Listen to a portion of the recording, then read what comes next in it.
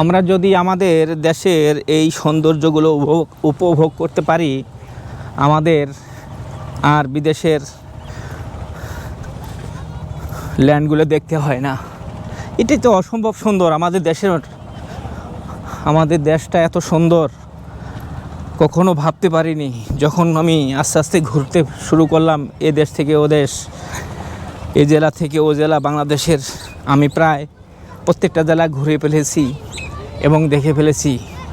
আমার ভিডিওগুলো আপনাদের জন্যই করা, যেন মানুষ এখন দেখতে পারে এই সোশ্যাল মিডিয়ার যুগে ঘরে বসে বসে। কেননা সবাই তো আর ঘোরাঘুরিটা পছন্দ করেন না। ঘোরাটা আসলে শখের ব্যাপার, অত্যন্ত শখ করেই ঘুরতে হয় এইসব জায়গাগুলো। কষ্ট আছে।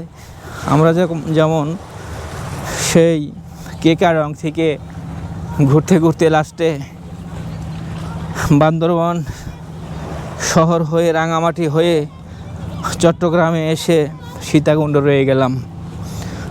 এখানে হোটেল মোটেল বেশ আছে, হোটেলগুলো ভালো, পরিবেশ ভালো হোটেলের।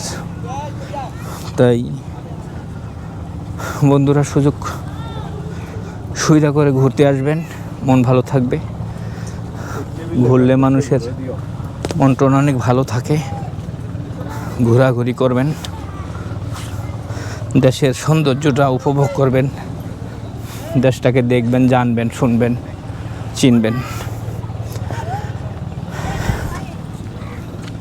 কত সুন্দর ভিউ।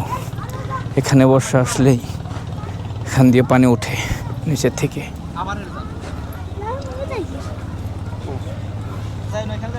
কোথেকে আসছেন হুজুর আপনারা?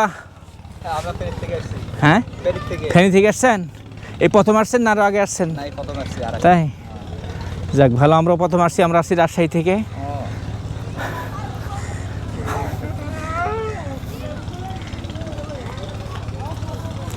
কিছু বাচ্চা কাচ্চাও চলে আসছেন, ফেনী মাদ্রাসার স্টুডেন্ট। ওরা সবাই এখানে খেলা করছেন, যে বাচ্চাগুলা খুব মজা করছেন ওরা।